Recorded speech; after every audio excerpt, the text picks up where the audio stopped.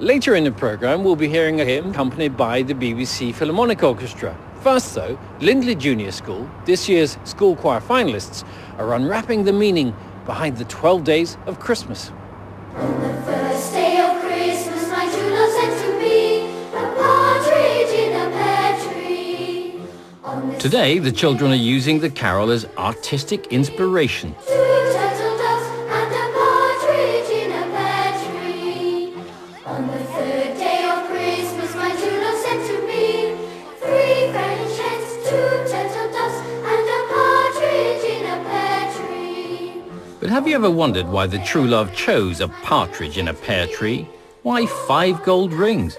Is there any significance behind the lyrics? And a partridge in a pear tree. There is a theory that it was written by English Jesuits as a memory aid for children to learn the Catholic faith but without proclaiming it out loud, which was illegal. And so as you look through the different verses, according to the theory, they each have a hidden meaning. So on the first day of Christmas, my true love, or God, gave to me a partridge in a pear tree, or Jesus on the cross.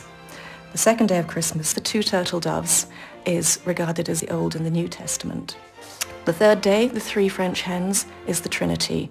The 4 calling birds are the 4 Gospels, and the 5 gold rings are the first 5 books of the Old Testament. The problem is that none of these alternative suggestions are actually forbidden Catholic doctrines at all. They're perfectly universal Christian articles of belief. And so there would be no need for Catholics to hide the fact that there were 4 Gospels, for instance. I think this is a memory game played by children and has nothing to do with secret Catholic or Jesuit codes. On the 10th day of Christmas, my true love sent to me. Well, that's the experts' view. But what do the choir think?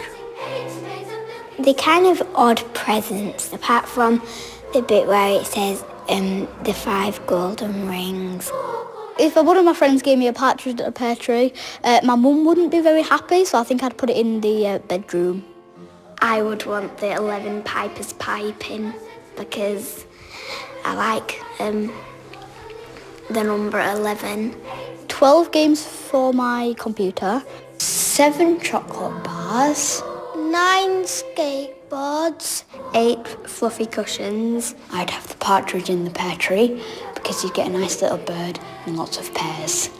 On the 12th day of Christmas, my true love sent to me 12 drummers drumming, 11 pipers piping, 10 horns a leaping, 9 ladies dancing, 8 maids a milking, 7 swans a swinging, 6 geese a laying, 5 gold rings, 4 calling birds, 3 French hens, 2 turtle doves, and a partridge in a pear tree.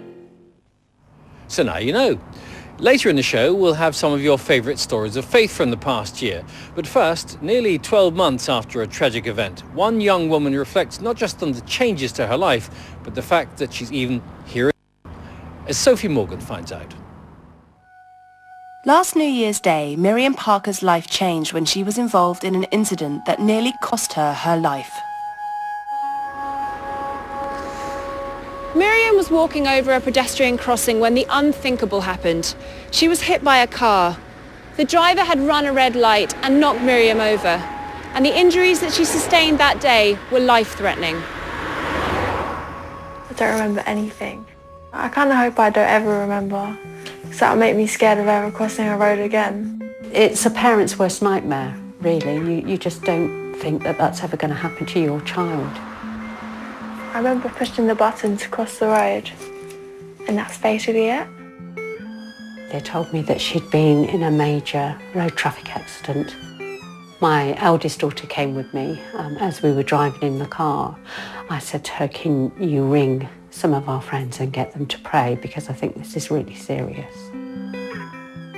When I was a similar age to Miriam, I was also involved in a life-changing accident. But unlike Miriam, there was no one to blame. I want to ask Miriam and her mum Davina how they've been coping this past year, and how the incident might have challenged their faith and their ability to forgive the driver responsible. Today, Miriam still has problems walking and requires regular physiotherapy to improve her mobility. Is that all okay? Yeah, I'm one's fine. Well, my left arm isn't perfect right now. It opens and I can pick things up, but the fingers don't move individually. It's getting there. What other parts of your life is it affected? Because I have brain injury, I'm not actually allowed to go out by myself. And before my accident, I was really, really independent. So annoying. Especially like 18-year-old girl. It's supposed to be the time that your independence starts because you're legally like an adult. You can go do what you want, live your life. And I'm kind of just stuck here like, I can't even do that. Hiya, hi Davina. Good to see you. Yeah, you too. Throughout all this time, how has your local church helped you?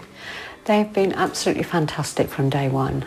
I had visitors absolutely every day whilst we were in intensive care. And there is a special group now that just do prayer for the family. Once we knew that she was going to survive, which was after about 2 or 3 weeks, that God was saying, I have a plan for her and you know, I'm not going to let anything happen to her. She's going to come through this. Did it change your belief in God or your faith? Well, I've always believed in God to an extent, but part of me is like, well, why? Naturally. Because of the incident, Miriam is retaking the last year of her A-levels. I've had to be held back a year and not be at uni, do my nursing degree now with my friends because I missed like the whole year basically. Sucks, but you just get on with it. The candidates or? No, the voters. The driver who knocked Miriam over received a 4-year driving ban and a £1,400 fine. But as Miriam rebuilds her life, it's clear that mother and daughter are at different points on their roads to forgiveness. I don't know if I'm actually there yet because it's still early days. It's only like 11 months afterwards. Eventually I'll forgive him completely, I know I will. But at the moment I'm in a stage of acceptance, I think. Part of being a Christian is actually being able to forgive.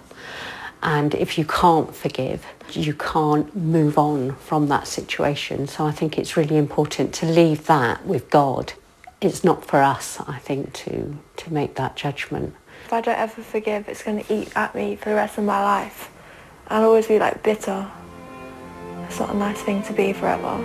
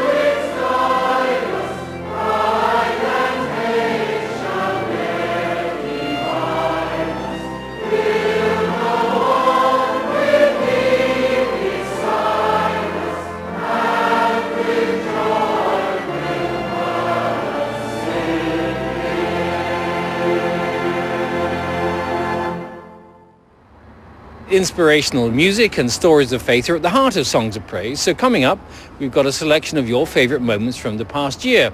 After our next song, a fitting wish for the year ahead.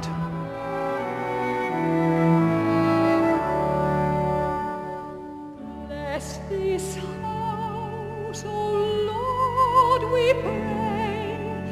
Make it safe by night and